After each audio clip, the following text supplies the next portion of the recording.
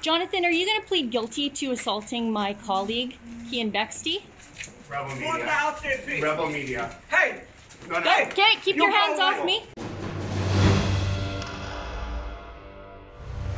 Sheila Gunn Reid for Rebel News in Surrey, British Columbia, home of the infamous, litigious, vexatious transgender activist Jonathan Yaniv. And I'm here because we got a very credible tip last week that Yaniv was going to be at the courthouse behind me today for something we could absolutely not find out about, despite enlisting very expensive lawyers to try to hunt down exactly why. So acting on this tip, I hopped on a pre-dawn flight to Vancouver, hired 2 security guards, and then headed into the courthouse.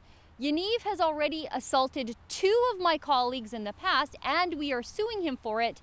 And I wasn't about to let Yaniv get a hat trick for assaulting rebel journalists. I also hired a lawyer because last time Kian Bexty was here, he was denied access to the courthouse by the sheriffs at the request of Jonathan Yaniv, and I was not about to let that happen today either.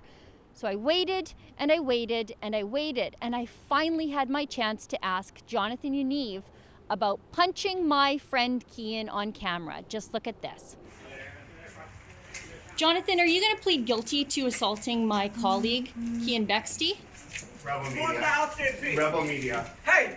No. Okay, keep your hands off me. Whoa. You go. Are you going to plead guilty for assaulting my colleague, Kian Bexty? Jonathan! Are you going to plead guilty for assaulting my colleague, Kian Bexty?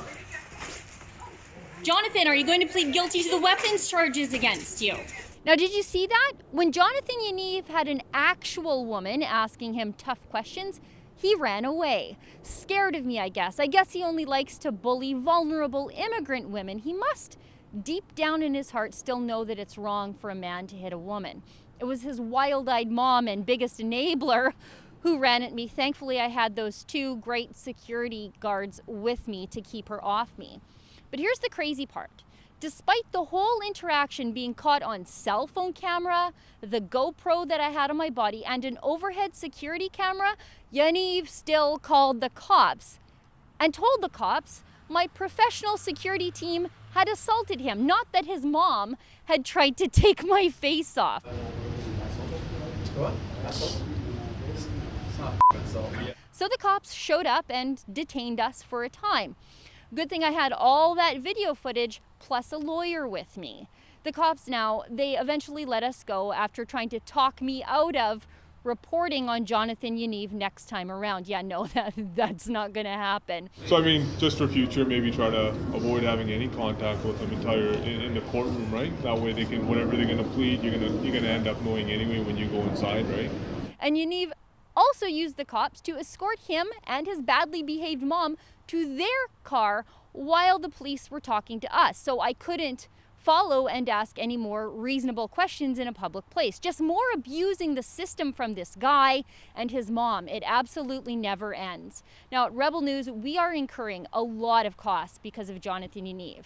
Because Yaniv has assaulted both Kian Bexty and David Menzies in the past, I was the one that had to fly out here to Surrey, British Columbia last minute to catch Yaniv at the courthouse. And today I had, like I said, not 1 but 2 security people keeping me safe, and thank God for it.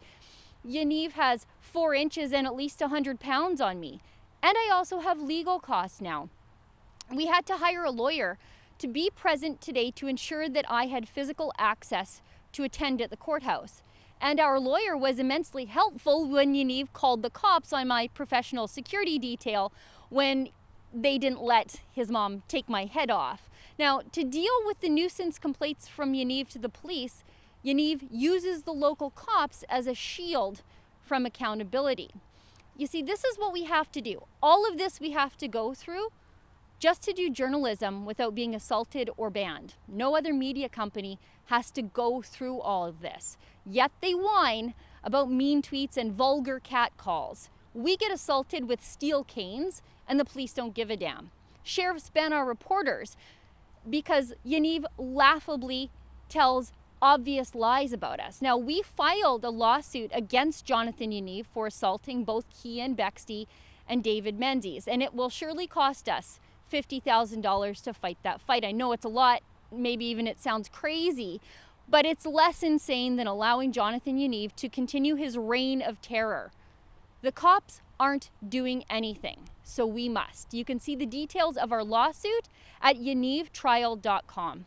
Do you think the CBC would report this menace the way we are? No, they haven't, and they won't, and they can't even if they wanted to. Now, you can help cover the cost to do this valuable accountability journalism on Jonathan Yaniv at yanivtrial.com. For Rebel News, I'm Sheila Gunn Reid.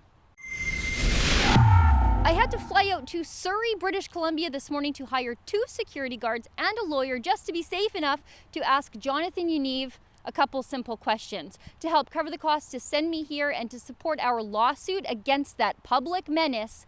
Please go to yanivtrial.com.